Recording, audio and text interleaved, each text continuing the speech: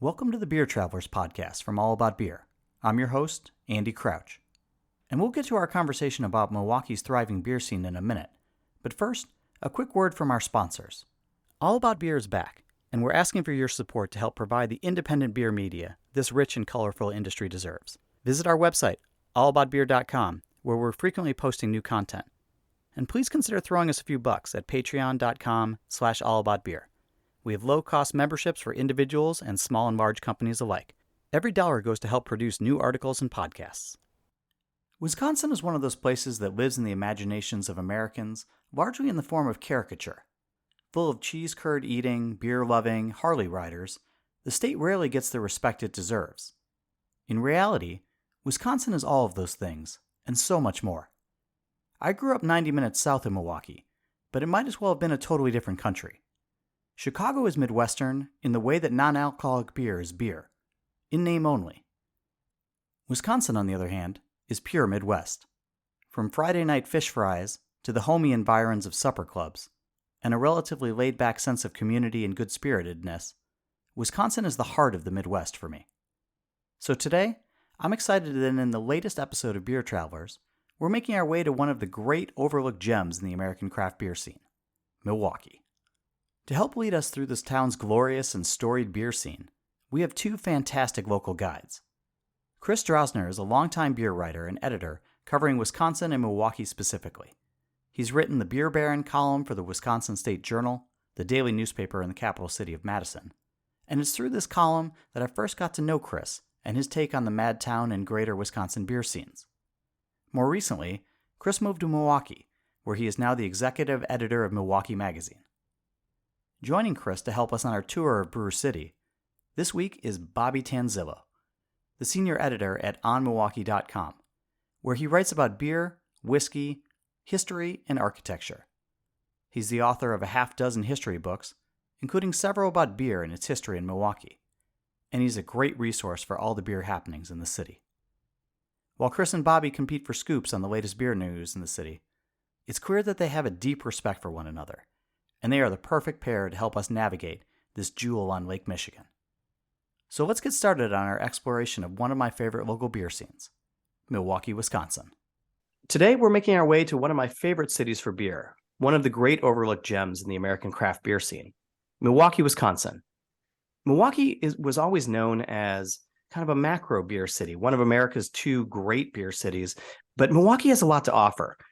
Whether it's history and architecture, and more particularly for our purposes today, we're talking about craft beer and a lot of what Milwaukee has had come to pass in most recent years. And to do that, we have two fantastic experts, folks who have written about the beer scene in Milwaukee for a long time, have deep understandings of that scene. And I'm really looking forward to getting back to a city that I've spent a lot of time in. I think Milwaukee is both a city and a beer scene that doesn't get enough respect in this country. And I think, the town itself is beautiful. The architecture is amazing. The history is great. And it has this long, beer history, dating back to Miller and Pabst and Schlitz and all these great historic brands, legacy brands. And I want to get into that today, and then also talk a lot about, what's going on in Milwaukee, in the more modern era. So we'll start with Chris. For those who haven't been to Milwaukee before, how would you describe both the city and the beer scene? Well, I echo your sentiments about the city. It's I've only lived here for about 8 years or so, but it is actually we're coming up on 10 now. But it's a great city by a great lake that used to be its trademark. But there's a lot going on, and there's a lot going on that's kind of new, and I think that's definitely the way I would describe the beer scene as well. It's robust, but it hadn't for a long time. It hadn't been talked about in terms of those craft beer destinations that are talked about around the country. But I think that we're punching at least at our weight, if not above it, at this point. There was a major boom about in 2016 and 2017 where we saw really almost like the creation of a craft beer scene with all kinds of different types of craft breweries, sizes and models and all that kind of stuff opening within the span of about 2 or 3 years. And it's pretty much continued along those lines since then. So at this point, we do have, I would say, a real nice beer scene. Certainly one that you could spend a weekend or even a week exploring if that's your bag. And Bobby, how about yourself? For someone who has covered the beer scene there for a long time, how would you describe Milwaukee's beer scene? I'd agree with what Chris said, and I would say that since the boom has happened, it's been fairly stable. We get a few new ones opening here and there, and occasionally a closure, but there hasn't been a massive wave of openings or closings since that time. And I think that at the moment, it might even be a little under capacity if you look at it sort of on a neighborhood by neighborhood basis. I think we have probably about 40 breweries in the metro area, but there's like an entire swath of the south side of the city that has nothing. So I feel like there is probably still a little bit of capacity out there for anybody who's looking to open something.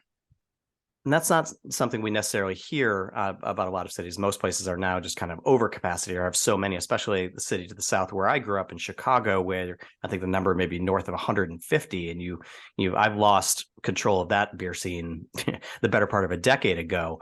But for those who aren't familiar with kind of the history of beer in Milwaukee, and I know that this is books and books and tomes have been written about this. We'll start with Bobby. Can you just walk us through the very short version of brewing history in Milwaukee?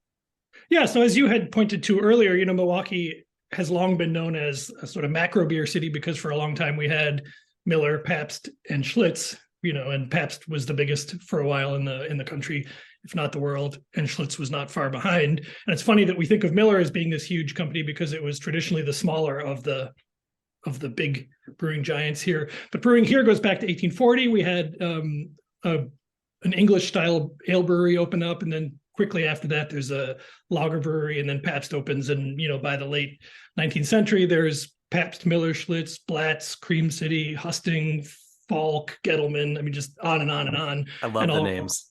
Yeah, and just tons and tons of breweries. And but of course, the beginning of craft, I feel like, and Chris can expand on this or correct me on this, but I feel like we sort of had a strong showing at the start. We had Sprecher here in 84, Lakefront opened by 87.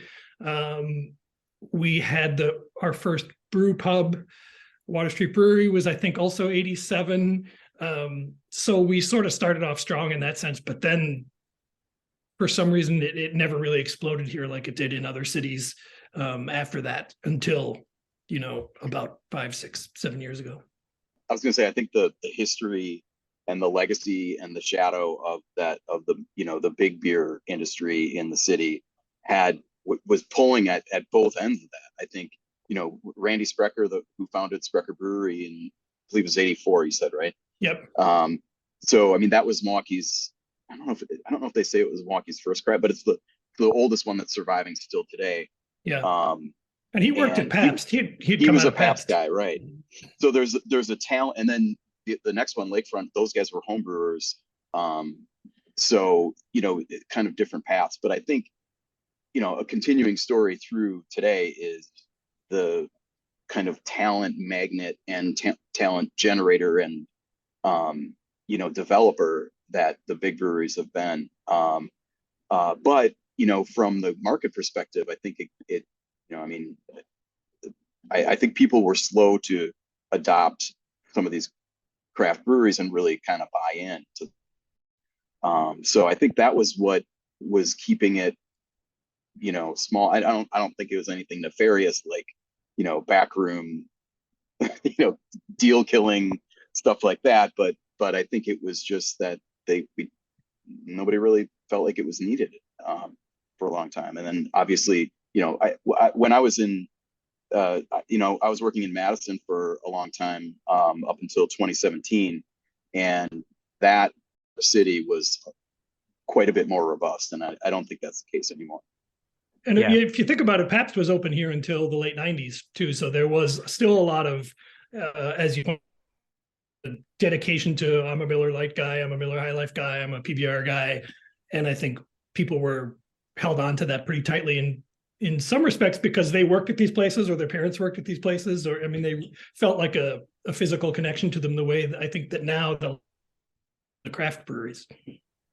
Yeah, that's an interesting point, and just the connection that folks and local drinkers had to, and the passion they had for, the breweries that have defined their local beer scene for 100 plus, more than 150 years at that point. Yeah, there is going to be some loyalty there, but it's interesting to see some of these players who decided to kind of try to break out of that and to bring a little bit more flavor. And we touched on, I think, at least one of them, with Lakefront. And let's talk about, some who are the original craft beer players in the city. And, we can start with Bobby. Talk to me about, just sort of the history of Lakefront and what it has meant to the development of craft beer in Milwaukee. Yeah, so they got started in a neighborhood called River West, which is kind of a scrappy neighborhood that's sort of mixed ethnically and economically, and so it has sort of like an edgy feel to it. Like it's a popular place for where bands play and lots of cool bars and that sort of thing. So I think Lakefront was really kind of tapped into that from the get-go of being part of this kind of cool neighborhood. So it latched on in the neighborhood pretty quickly. And they worked hard brewing their stuff and getting it, self-distributing it around the city. And then they ultimately built a big facility in a former electrical power plant. And they've been willing to do a wide variety of stuff, which I think has been helpful. They do lots of traditional German styles, which is popular here, but they also had, I think, the first gluten-free beer in New Grist. Yep. They do all kinds of hoppier beers. They do barrel-aged beers. So they do a little bit of everything, but it's also helped that they have, when they moved to the new place, they had a huge beer hall that has a popular fish fry and they had a polka band playing. So there's a whole vibe about the place as well as about the beer. And I think all of that kind of came together to make them sort of beloved. And the fact that now that they're 35 years old, they feel sort of like the stalwart. Yeah, Lakefront's one of those breweries that I've spent some time in, because it's been some time since I've been there, and they were one of the originals. Russ, Klisch, one of the owners, is a character, and these, when one of the things that they were known for were putting on some of the best tours that you could find, some of the best brewery tours. And I remember going through there, and they had their whole shtick and their whole lineup and the things that they did, and they also had. I think they had horizontal ferment or conditioning tanks that at the time, and maybe they still do, had Larry, Moe, and Curly painted on the side of them. Yep. And also had, and maybe, Bobby, you can talk about this as well. They also had one particularly interesting item that they had gotten from the ballpark that I think had been either torn down or replaced. Yeah, I was actually while you were talking, I was going to say this, that to Moe, Larry, and Curly, who sections of which are now out front as they've upgraded their material, their equipment. They did buy Bernie's Chalet. Bernie Brewer is the brewer's mascot. He's got a big mustache, and he has this chalet house that when there's a home run, he slides down the slide and the fireworks go off. And when the Brewers built a new chalet, Lakefront bought the old chalet. So they've been doing a really good job of kind of latching on to these bits of Milwaukee history that resonate with people. And it's interesting because they also have these beautiful old lights that used to hang in a classic Milwaukee hotel in their tasting room. And so they really have done a good job of kind of just sort of capturing the spirit of Milwaukee. And I think Milwaukee really feels like Lakefront speaks to them and represents them. I think I'd interrupted you, Chris. What are your thoughts on Lakefront? I think, I echo all that. I think to the point, two of their most popular beers year rounds, probably if you were going to pick like the craft beer of Milwaukee, it would be River West Stein, which is kind of a robust amber lager. Yep. That's like in the way that Spotted Cow is on tap in every bar in the state, pretty much. River West Stein is on at pretty much every bar in Milwaukee. But like, I think Lakefront's really underrated for like their actual beer program and what they do. They have a phenomenal barrel aging program. They've got one of the best events in the city with their Black Friday release, which is like still a big deal, where people camp out overnight in on the day after Thanksgiving for 6 a.m. 14% barrel aged stouts, and they have this employee like a series of beers where an employee just picks a beer that they want to make, and it's named after them. So like, there's my turn Dylan, and my turn Andy, and my turn Hopgood. All these different employees from different parts of the brewery get their chance to make a beer that kind of they think reflects them and that they're into. And that's a great way of having a mostly very traditional brewery kind of advance and keep things fresh in a way that like makes sense for the brand and is like logical. Because I think a lot of breweries struggle with that, and it all seems very natural for Lakefront.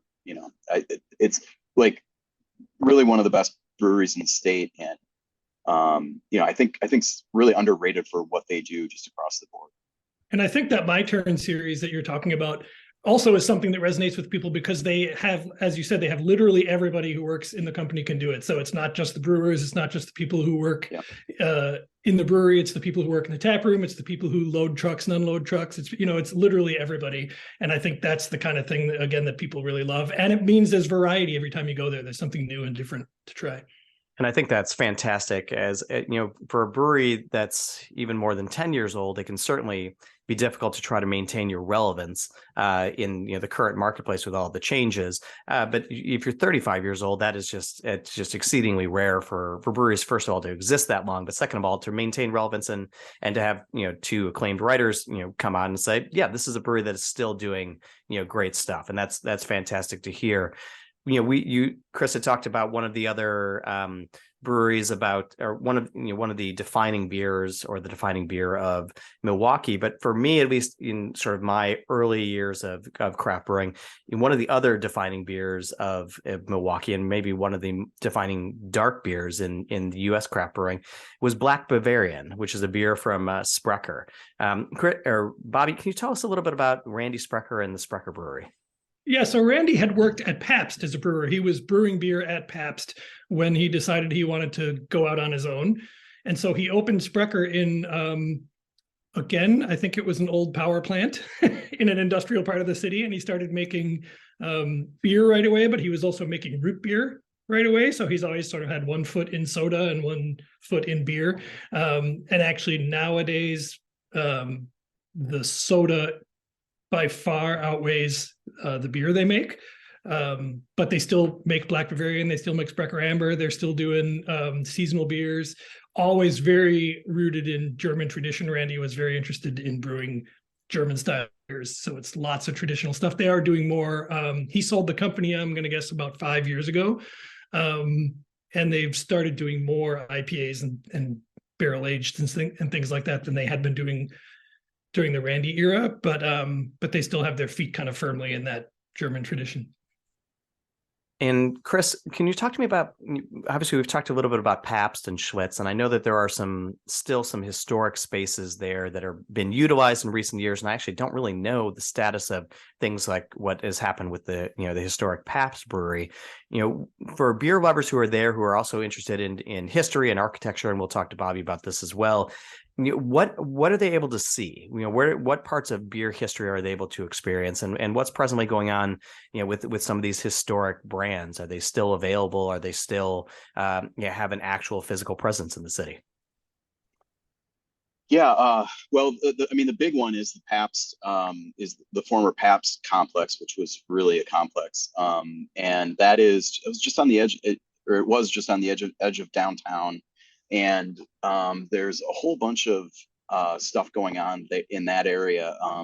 There's, let's see here, we've got the Central Waters Milwaukee brewery and tap room in a former church that is right on the edge of that complex. There's all kinds of like hotel. There's a big hotel there. You can actually sleep in what was, the Pabst Brewery, all kinds of offices and but most of it is using, the existing buildings so that and Bobby can actually speak to this a lot better because it's right in his wheelhouse. But one big development that is kind of in the headlines, I guess, right now is the what's now the Pilot Project Brewery in a former Pabst warehouse. And that is a kind of an extension of a Chicago project, or a Chicago brewery, I guess, that is basically an incubator for beer and beverage brands. So they kind of take these clients in and help them develop recipes or branding or, even like concepts. And there's a lot of different kind of ways that they help these, these independent companies, but they bought this big brewery, which had been the former Milwaukee Brewing Company facility, just this past fall, and now have opened a big, this is basically their growth engine for those brands that want to go big, maybe go national, that kind of thing. So that's all happening within the Pabst complex. But there's Bobby, you want to talk about the other? Like, I know Schlitz Park is one. I think there's something going on in the Blatz Brewery too, right? Yeah, so as you were saying, at the Pabst place in the church, there's Central Waters, but next to that, also in the old Pabst offices, there's a bar called Best Place, which is an event venue and a bar, and they have like a little gift shop, and you can go sit in the chair at Captain Pabst's desk in his old office. And as Chris was saying, the Brew House Inn and Suites, which is the hotel there in the lobby, still has in place the tops of the original copper kettles where Pabst brewed. Schlitz Park is mostly, which is the old Schlitz Brewery. A lot of the brew house buildings are gone, but some of them are still there. There's still a malt house. There's still a stables building. There's some packaging buildings and stuff that survive. And it's mostly offices, but there are some cafes and things in there. And you can kind of wander through there, and they have a lot of Schlitz memorabilia up and that sort of thing. Miller, I don't know that they've restarted the tours after the pandemic. They'd been struggling to find staff basically to do the tours, but they're working on getting that reopened, so you could potentially do the Miller tour. And at Blatz, I don't think there's anything at Blatz that's really open to the public, but a lot of the buildings are still there, and the Milwaukee School of Engineering occupies a lot of those. And if you find somebody who can take you around, there's still a Cream City Brewing Company building left. There's still a couple of Husting buildings left. Falk Brewery is still left. You can't go in any of them, but they're still there if somebody wanted to go see them. And the one thing I would say that people should probably not miss if they have a car while they're here is to go up to a brewery called Foxtown in Mequon, which is about 20 minutes north of the city. And they're open in like a early second half of the 19th century brewery building complex that has its brick lagering cave still underneath. And you can go down into those, and that's pretty amazing. That does sound great. And thank you both for talking to me about the great history that Milwaukee has, and we barely dipped a toe into it, and there's so much more we could get into. But we'll be right back with more Beer Travelers after a message from our sponsors, and we're going to get into the modern day era of Milwaukee. Want more beer for your ears? The new All About Beer podcast, hosted by M. Sauter and Don Tess, takes a deep, engaging dive into the hottest topics in beer. Do you need to know what the heck a cold IPA is? Check out the first episode wherever you get your pods. New episodes drop every other Thursday. And now, back to Beer Travelers. Welcome back to the Milwaukee episode of Beer Travelers, and now we're going to get into what I've called a rapid-fire lightning round, but usually it's supposed to be quick questions and off-the-cuff answers, kind of the first things that come to your mind, but often it involves us just devolving into other areas and not getting that many questions out. So we'll see what people want to talk about today. But with its history, its heritage, we could talk about, hazy breweries and all of these things, but I want to start somewhere else, a little bit closer and nearer and dearer to my heart. I'm going to go with Bobby. Bobby, what's the best German beer hall in Milwaukee? Oh, that's got to be, well, I think it's Lakefront for sure. But for pure vibe, you also have to consider the Bavarian Beer House, which is in Glendale, right near Sprecher. So if you go up to Sprecher, you could also go up there. They have a really good fish fry, huge beer hall with big tables, and they have a brewery on site. Half of the audience or more is not going to really understand maybe the fish fry, and certainly will not understand it in the Wisconsin context. I have a lot to say on that. Yeah, we're going to give you a tight 30 seconds to explain all that has to do with fish fries and supper clubs and just sort of what I would love to do a whole episode just on supper clubs alone. But Bobby, for the audience who did not understand the fish fry reference, please enlighten us. Okay, so Fish Fry Friday is a big deal in Milwaukee, mostly I think because of the Catholic heritage, which they said there was no meat, you couldn't eat meat on Friday, so they started to do these fish fries, and it's usually fried fish and coleslaw and rye bread, and it has to have potato pancakes, because if it doesn't have potato pancakes, it's not a fish fry, it's just fried fish. Fish and chips otherwise, right? Right. I love it. Chris, how about for you? What's the best German beer hall in Milwaukee? Yeah, I'll go with Bavarian too, because they have maybe this is not answering the question correctly, but their beer garden is amazing. It is like straight out of Munich, except like if Munich were like nicer, maybe. I don't know. I mean, I haven't been to Munich. I'm sorry, but I'm kind of telling on myself here. Telling on myself here, but it's basically like a park, except there's just tables everywhere, and it's comfortable. Spring, summer, fall in Milwaukee are all wonderful. So there's a lot of time. Like I know, like we get a lot of rap for winters, but there's a lot of great outdoor beer drinking time in Milwaukee, and it's just a phenomenal place to do it. There's kind of like food stations set up in different places, so you can get your currywursts and all the stuff. So I'll go with Bavarian. And can this be where we devolve? Because yes. I have to say that it's a good spot to devolve. Yeah, in the last few years, the beer garden in Milwaukee has just gone through the roof. Which is ironic since there is no roof. But like every park, every open space has become a beer garden. It's almost become a joke. There are so many beer. Like last year, I did a beer garden guide, and I spent like every week I'd have to add a new beer garden to it because it was just going and going and going. There's like a chain of for-profit beer gardens. Every major city park has beer gardens run by the county parks in partnership with other people. There are literally just beer gardens everywhere. And it's because, our winter is so cold and we're all hibernating for so long that as soon as the weather gets nice, we want to be outside, and, we want to be outside with other people drinking beer. And are these places, these beer gardens, are they, in affiliation with local breweries, or are they just local, bars and restaurants, or are they just sort of independent operators? I know you mentioned like the county or the city. All of those things. Yeah. They're all of those things. So like 1840 has its own series of beer gardens in one of the suburbs. New Barons does its own beer garden in another suburb called Fox Point.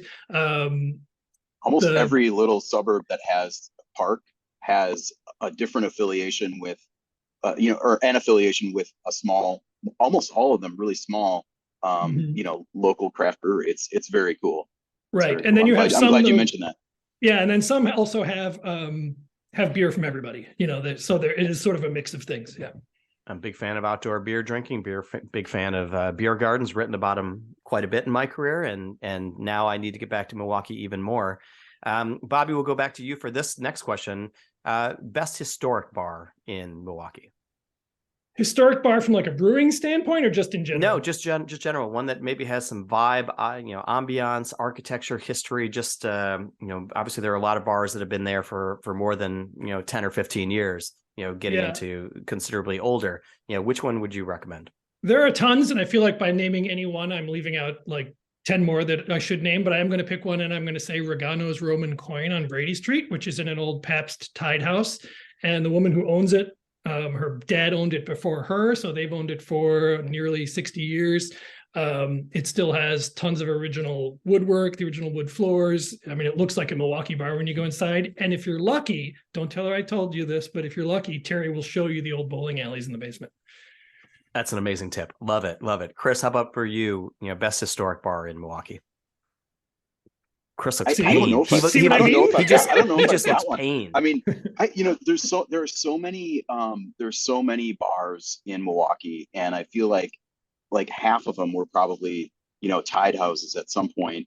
This, Those iconic corner bars with the turret on top, and that's how I I make my mean, living.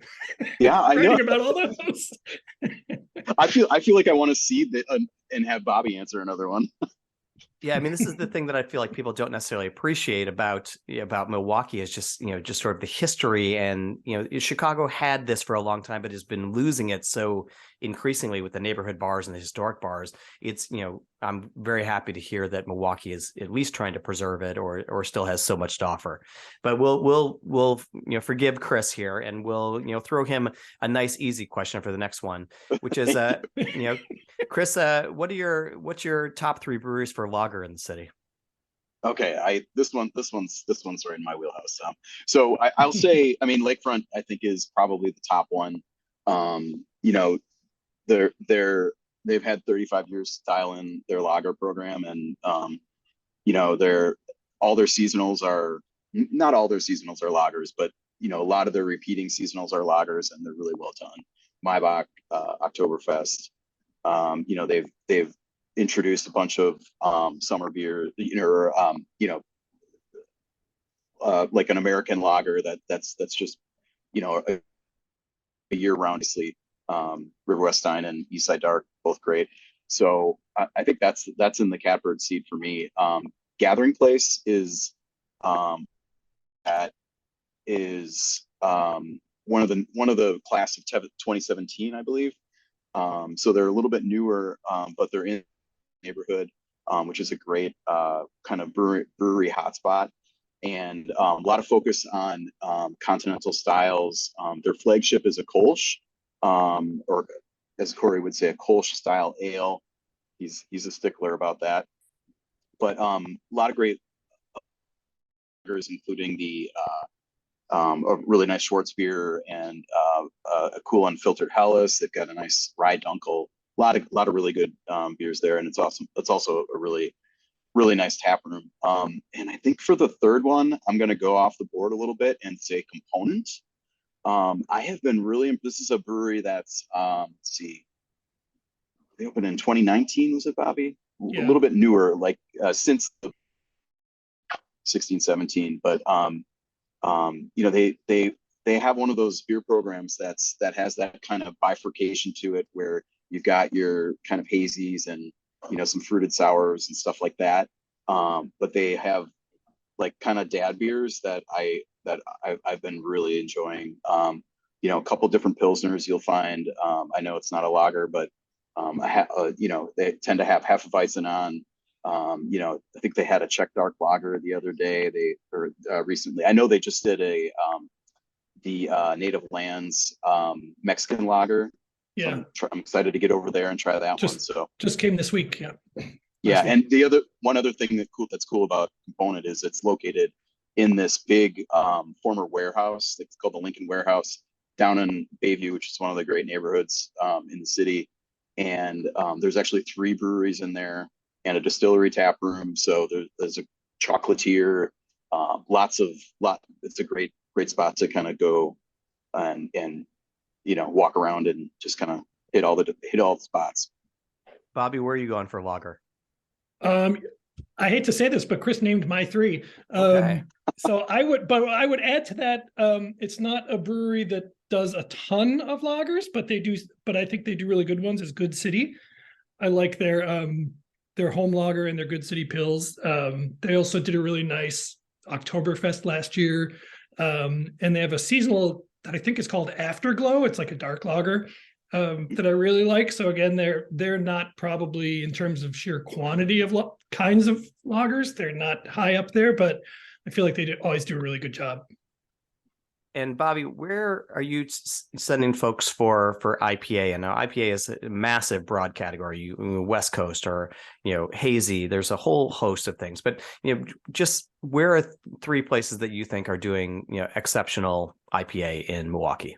I would say one of them is Eagle Park, which is a brewery that does a seemingly endless variety of beers. And they started small. Interestingly, they started in the Lincoln warehouse that Chris was talking about, and they started in this tiny, tiny brewing space on the second floor, which has since been home to 3 other breweries, including Component, the one that Chris mentioned. And they've grown out of that into like they bought a closed brew pub, and then they expanded into just this huge facility in a southwestern suburb called Muskego, and now they've just expanded that even further. They've opened up a distillery in there, and they do a really good New England IPA called David Bowie Spacesuit. Everything sort of has like a music related name because they were in a band called Eagle Trace. And they have a nice sessionable IPA that's called, I think, Push Play. And then sort of falling in between is another one called Setlist, which is pretty nice. Then I would say Third Space, which is another brewery that opened kind of around that 2016 era that Chris was talking about, and doesn't seem to have ever stopped expanding. Like every time I go there, they're loading another tank off a semi, so they've gotten their beers into the stadium, the Brewer Stadium. They're in the Bucks Fiserv Forum. They've done really well for themselves in terms of distribution. But they do like a hazy called Heavenly Haze. That's nice. A really juicy sessionable one called Juice Fix that I think is only even just like 4% or something, the kind of beer you could drink loads of. And then I would say Venture does really nice IPAs too. And they're sort of a neighborhood brewery that often flies there because they're a coffee shop in the morning, although I guess you could drink beer there in the morning if you wanted to, and a brewery in the evening.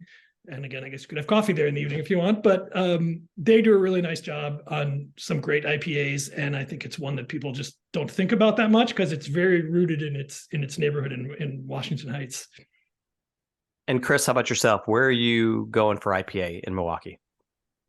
Well, I had Eagle Park and Third Space on my list, but I'll also add 1840, which is 1840 Brewing it's a reference to when the first brewery started in Milwaukee that Bobby mentioned earlier.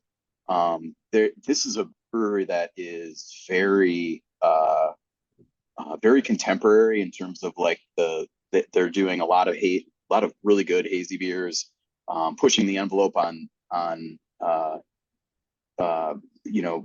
sours. I mean, they originally started as kind of like the hook was an urban farmhouse brewery, so they were looking at a lot of mixed ferm and barrel aged stuff like that. And I think they found their groove with hazy beer, with hazy IPAs, and they've got a nice series of kind of pastry stout type stuff, and they still do a lot of the sours and fruited stuff like that. So and a really nice tap room in Bayview as well. And then one other one I'll mention, this is a really new one, Amorphic Brewing is in River West, and it's a pretty small tap room. They don't have a lot of like distribution or anything, but man, really doing really cool stuff with like hop extracts, and really kind of leaning into innovation and unusual techniques and stuff like that to kind of coax out all the intense like crazy flavor. But they also have a pretty cool instead of having like a kind of a section of the menu that's like lagers, he's doing like Czech beers, so like pills and like dark, but like kind of twists on very very kind of cross-pollinating concepts, and just unusual stuff you're going to find at Amorphic. So you had mentioned sour or mixed fermentation beer, so we'll stick with you for this one. Chris, where are you going in the city for sour or mixed ferm beer? This is an exciting one because it's kind of new to the city. At least their physical space is open now, and that's Supermoon Beer Company, which is in on Howell Avenue down in Bayview. And this is Rob Brennan is kind of a one-man show. It has been, at least, but he's doing just super deep terroir kind of like blending a lot of slow beer. And just last fall, or was it late summer, maybe he opened his tap room to the public after doing bottle releases for I think a couple of years. The plan was originally to open in like late 2020, and we all know what happened then. So with the nature of those kinds of beers, he just kind of slow rolled it and kept building up a barrel stock and keg stock. And now we're reaping the benefits of that. So really, really compelling stuff, super nuanced and flavorful. And he has a really nice flagship saison too. That's kind of the clean beer of the mix. So Supermoon, I mentioned 1840. That would be in my top three as well. And one brewery we haven't talked about is Mobcraft, and this is a brewery I'm interested in talking about. So yeah, so they've been around for maybe a decade or so now, but they were a part of their physical space was open during that 16-17 boom here in Milwaukee in the Walker's Point neighborhood. And their model is crowdsourcing their beers. So they have a website where you can like vote, first of all, submit a recipe. So you can like say, I want a peanut butter strawberry cream ale or something like that,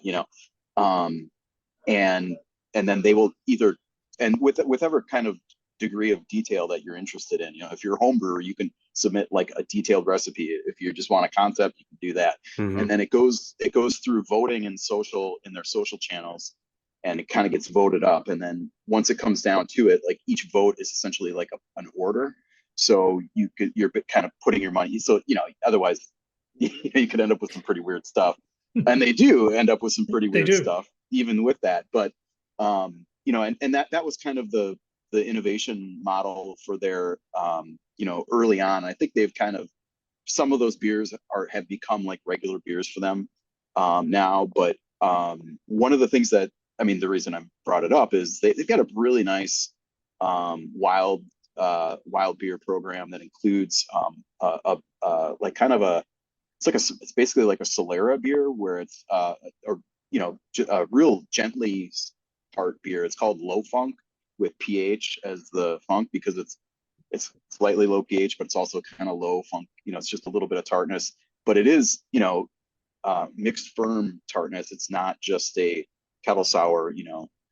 So there's a little bit of added depth to it. It's a really nice beer, but like kind of Flanders style beers, and it's a pretty broad range of what they're doing with their sour program, and I think it's of note. And I would say that it's not an area where Milwaukee has a lot of action too. So I guess Mobcraft's an interesting place. I was in Madison in probably late 2014, actually, visiting friends, and I was out there, I think, with the Beer Advocate guys who were visiting, I think, a publisher at that point, and we went around and did a variety of breweries. But we're in Madison. I think it might have been a place called One Barrel at the time, which seemed like a crazy idea. It was kind of that nano era. And I ran into the founders at that place, and they were telling me about this idea, and it just seemed wild. This idea of and they've kicked around for a while, and they obviously moved from Madison out to Milwaukee, and then they've now got tap rooms in Denver and a bunch of other cities as well. So it was just kind of a fascinating model that I don't know that we've seen the like of almost anywhere else. They also have production agreements with some other brewers here that don't have homes, like Radix Fermentation and Rookery, who come in and use their system. And so it's not exactly contract brewing because these people are doing the brewing themselves, but they're basically contracting their equipment to these other breweries. So they really have their kind of tentacles out in a variety of different things. And Bobby, where are you going for sour or mixed fermentation beer? Again, maybe it's just because, as Chris said, it's not a huge thing here yet. I picked the same three as him, and I would throw in for Rob Brennan at Supermoon. I'd throw in that lawnmower that Bayview Saison he does is. I joked it's like a lawnmower Saison because it's super low alcohol, super smooth, easy drinking, not like you'd ever expect. And then Mobcraft, because they do so many different beers and so many different sours, and they have the Sour Fest, which is like a huge event. And then they also do their Weird Fest, which is a lot of beers like Chris suggested. What was that? A peanut butter strawberry Cream ale. Yeah, I just made cream that up. ale. Yeah. We could probably look up some of the ones that they've actually done, and they'd be way weirder. They're way weirder than that. Yeah. And then I guess I would throw in, Radix Fermentation, which is one of the brewers that uses Mobcraft's facility, because they're another one that's sort of like doing that 1840 kind of urban farmhouse thing. They grow a lot of their ingredients themselves in their backyard in Wauwatosa, and they do some good sours there as well. Bobby, what is a one can't miss beer bar for people who are coming into Milwaukee? Oh, there's a couple, but I would say Draft and Vessel is probably the one can't miss. And there's two locations. There's one in the northern old streetcar suburb called Shorewood, and then the other one is in Wauwatosa to the west. But then I would also throw in a quick shout out to Irv's Mug in Oak Creek to the south of the city, because they do such a good job and have done that for a really long time, supporting local craft beer. And they do an amazing event every fall called Irvtoberfest. And during the shutdown, when they couldn't do it in person, they were doing a case of Wisconsin Oktoberfests for like $40, which was an insane deal. It's amazing. It was amazing.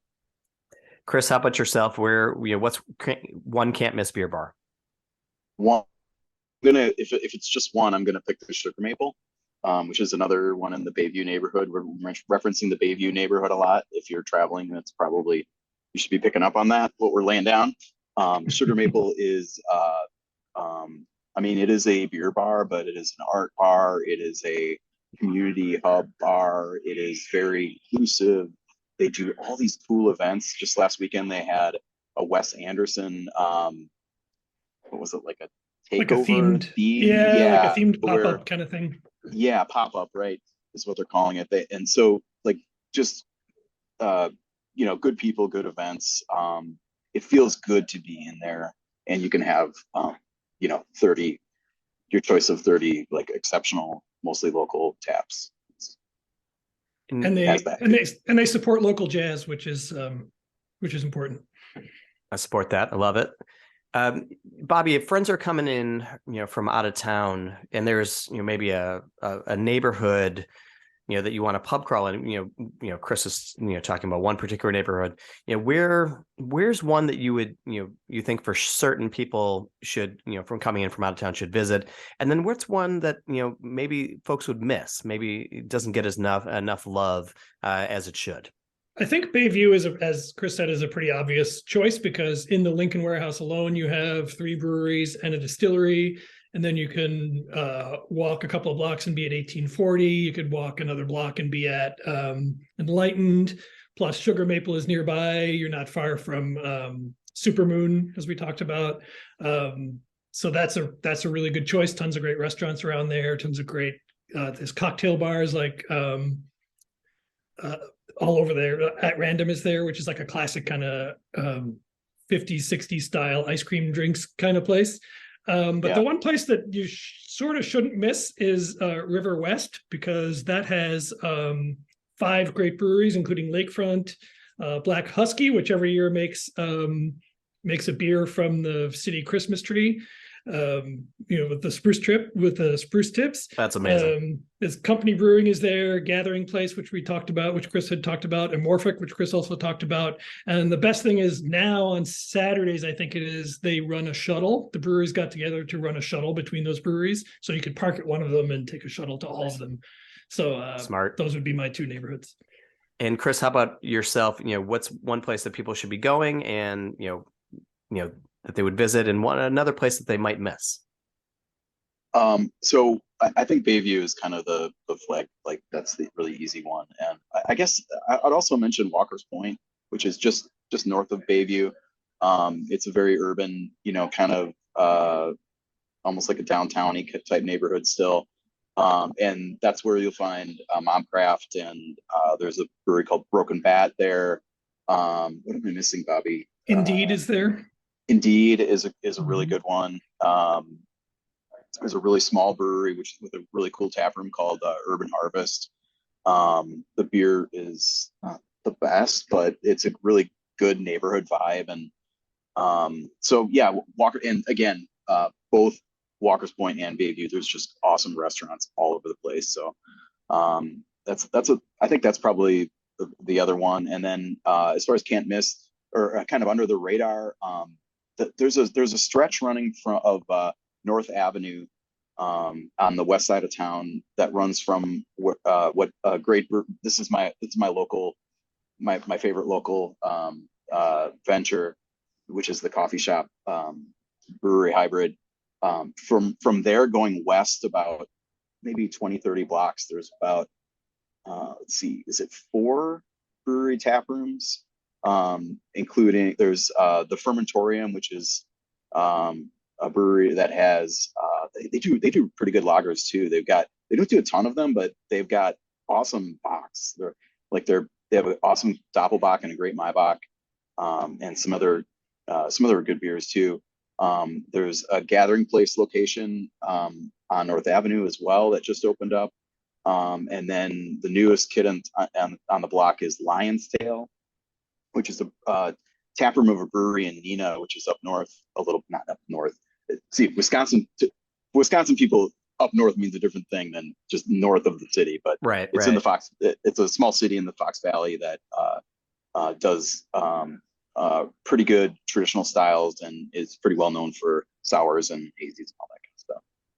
A modern brewery and with a really nice tap room, great outdoor space once that's going. So it's not quite as concentrated and put together as River West is, but worth a shot if you're in town for quite a while. Well, that's a good one too, because then you could just go a couple of blocks west to Ray's Wine and Spirits, which has a great beer selection and also has a great sort of beer bar up above too. And Bobby, we've talked about a variety of breweries here, but obviously I think we talked somewhere in the neighborhood of 40 breweries in Milwaukee or in that neighboring area. We haven't mentioned all of them, obviously, and we won't. But what is one great place that doesn't get enough attention or is flying under the radar? I mentioned Enlightened as one of the Bayview breweries, and that is one that I think does a solid job on IPAs and lagers and doesn't get a ton of mentions, but also in a beautiful tap room that is in what I like about, and this is true in lots of places, not just Milwaukee, but Milwaukee being such an industrial city with a huge manufacturing history. It's great that so many breweries have opened up in former manufacturing facilities and that sort of thing. So it's really cool to see, and Enlightened is one of them. It's in the old Louis Alice plant, which was huge during World War II, making all sorts of things. And the people who run it are nice. The tap room's great. The beer's good. Enlightened. And Chris, how about for yourself? A place that maybe, one of these breweries that doesn't get enough attention or is kind of flying under the radar. Yeah, this is one that's a little bit off the board because you could argue that it's not even really in Milwaukee, but Raised Grain is in Waukesha, which is, I guess it's kind of a suburb. It's definitely its own city, but maybe 20-25 minutes from downtown, and really solid beers. Some really I'm not sure if it's their flagship really anymore, but they've got a beer called Paradox Red, and it's an Imperial Red IPA. And if that sounds like a throwback, like kind of a throwback beer, I guess it is, but it's a great style. It's just a great undervalued style. I love it. And they have a little bit of a Belgian bent to a lot of their beers. They've got a nice Belgian Imperial Stout, and a good mix of kind of like regular beers too. I guess I'm kind of mentioned two Imperial things, but and nice tap room, good food out there too. So it's Waukesha is kind of a somebody recommending something from Waukesha for Milwaukee people is maybe a little off the board, but it's a good choice. But it's a really good brewery, and I think good people too. And I'll go with Bobby on this one. this is a question that sometimes is a little bit controversial, and we either have people who have very strong answers or people who absolutely do not want to answer it whatsoever. And we'll find out where you two fall on this. But are there any breweries that you think need to step up their games or have been slacking? Ooh, I'm going to sidestep this carefully, if possible, and just say that one thing I think that the city's brewing scene as a whole could do better is inclusiveness. I would love to see more sort of brewers of color being sort of welcomed and supported and opening here. And I don't know that anybody here would say that they wouldn't support them. That maybe it just hasn't really happened yet. But there's Venture has one owner of color, and there's a guy named Chris Adams who started a company called CAC Brewing, and he's brewing out of Mobcraft. But beyond that, there really isn't much. And with the brewing scene sort of rightly paying attention to this more than ever, I feel like Milwaukee really needs to kind of step that game up. Fair enough. And for Chris, now you've had a minute to think about it or so. What breweries do you think need to step up their games or have been slacking? You've been at this a while. You're a critic. You're somebody who I know isn't afraid to usually pull punches in his writing. Yeah. Well, thanks for saying that. That's a compliment. One of the, I will name a name. One of the breweries that started out really strong, I think, and with just the brand, the concept, was Good City. And I think they've been a little uneven lately. I think some of their beers have come around, but I want to see more diversity in what they're making, and I want to see better execution a little bit. And I also will mention Sprecher. There's the reputation, at least in the, and I think it has gotten better in the last couple of years with the new ownership, as far as like just branding and the concept of what they're trying to do. But I still think they're trying to have it both ways and lean into their history and their great lagers. I mean, you mentioned like when you said like this beer that's like a landmark around the country, and I wasn't sure what you were going to say, and you said Black Bavarian. I'm like, oh yeah. Like that, they're not really embracing that beer, and it is a phenomenal beer, and it still is. Like their classic styles are still on point and very good, but they're trying to kind of have a foot in the future as well, and I don't think it's working, and from a branding perspective or really an execution perspective. So I think both of those breweries have enough talent and kind of like goodwill in the community to pull it out and get better. And I'll say one thing I'll say about Good City too is their spaces are so good. Like especially that East Side tap room is quite it's a good place to have a beer. It's a good place to have a meal, and it feels good. And it's not like the beer is bad, but it's just been a little uneven, and I'd like to see it said with love. Always. That's what we're always doing. We've talked a lot about Milwaukee's history, its heritage, its place in kind of, in the modern day and how it's come along. Bobby, is someone who probably travels and is interested in beer across the country, and is an observer of things in this industry. How do you think Milwaukee stacks up beer-wise against other cities in the U.S. at this point? I think we're doing pretty good. I've been trying to get out to more Midwestern cities than I'd been getting to for a while. And so in the last 2 summers, I was in Des Moines, Kansas City, Cleveland, Columbus, Cincinnati. And so I feel like they're sort of all in the more or less in our ballpark. And I feel like we're in pretty good standing, I think, in there. I mean, some of those maybe have a little, I would say Kansas City has maybe a slight edge on us, but partially that might be because their streetcar is so perfectly aligned that it allows you to get to nearly every brewery in the city pretty easily. But I think in terms of scene, I think we're doing pretty good. I think. Chris, the first time and actually the only time I've met Chris was in one of the more random experiences I'm sure either of us have had. I happened to be at a brewery here. I'm in Boston, at Trillium. I had opened this kind of new sort of tap room and tiny nano brewery in the Fenway neighborhood.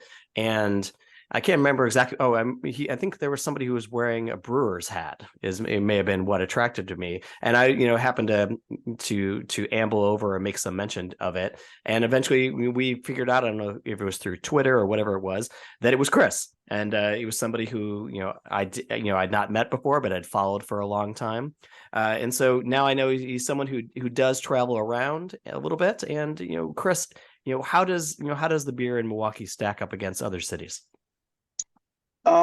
Yeah, I mean, I,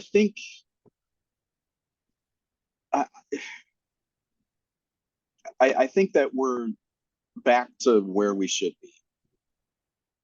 be. That has, like, we're literally brew city, so not, and it's not for craft beer, obviously, that nickname, but I think we can wear that now. I mean, the breweries that have come in since in the last 6 or 7 years have elevated that, and not that Lakefront wasn't carrying that standard, but you can't have just one brewery, you got to have a bunch. And I think the experiences at a lot of these places, when you go, it feels good, and it's like, we're very good at hospitality here. There's so many bars, there's so much of that, like, kind of culture of, I mean, it's drinking culture. Like, we talk about this in Wisconsin a lot, about the downsides of it, but the upsides of it, especially as a visitor, will be manifest. You will feel the Gemütlichkeit when you come to Milwaukee, and I think the breweries can be a part of that. I'm glad we talked a lot about, like, kind of the bar scenes and those aspects of the city too, because I think that's if you're coming from Chicago, that's not going to be all that unique. But if you're coming from, Ohio or California, for sure, that is a really distinctive place. Like, yeah, we didn't get to the dive bar question, Andy, which is okay.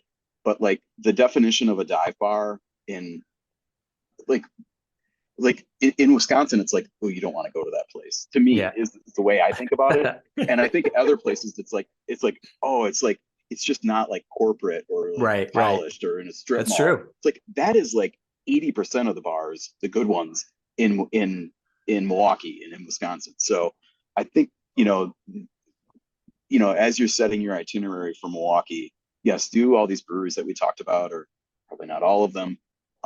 But that, make time to just stop at a bar. It can be pretty much a random bar in any of these areas, and you're gonna have a good time. Get some pull tabs, order some curds, right? Have a high life too. It's that's Wisconsin. We're going to have a glossary at the end of this episode. It'll be appended to all of this, so people who have no idea what Chris is talking about and the glories that Wisconsin and Milwaukee have to offer. We'll get you up to speed. It's a city I love. It's a city I miss. It's a city that I think is certainly undervalued and underappreciated. And I know several folks from the Midwest or from the East Coast here who have come out to visit just for holidays, and were blown away, just for a quick vacation or a quick weekend, at how amazing the city is. And I think you both really did a great job of capturing it. And I'm looking forward to folks, learning more about Milwaukee and hopefully getting out there. But we'll start with Bobby. Where can people find you online and your work? They can find pretty much everything I do at onmilwaukee.com, onmilwaukee.com. And I do a series called Urban Spelunking, which is not going illegally into dangerous places and dangling off skyscrapers, but more like sort of digging into the history of buildings and the city. And a lot of those buildings are former tide houses and bars and breweries and beer related stuff. And Chris, how about yourself? Probably the place where it all comes together from the various outlets is my Twitter, which is WI Beer Baron. That's Baron with one R. And you can catch us every Wednesday night at 8:00 Central. We do a live stream with a couple of co-hosts that covers kind of all things going on in Milwaukee or in Wisconsin beer. So there's that. That's probably the best of it. Definitely check out, if you're coming to the city, definitely check out Milwaukee Mag, mag.com. That's where we have, that's where all my work for the magazine is. And there's lots of, guides and stuff like that for, making sure you're getting the essential Milwaukee experience. And Bobby's out listening too. It's funny because we are a little bit stepping on each other sometimes on scoops and the beer news, and really a lot of our outlets cover a lot of the same things. But Bobby and I are friends, and it was fun to catch up with you, dude.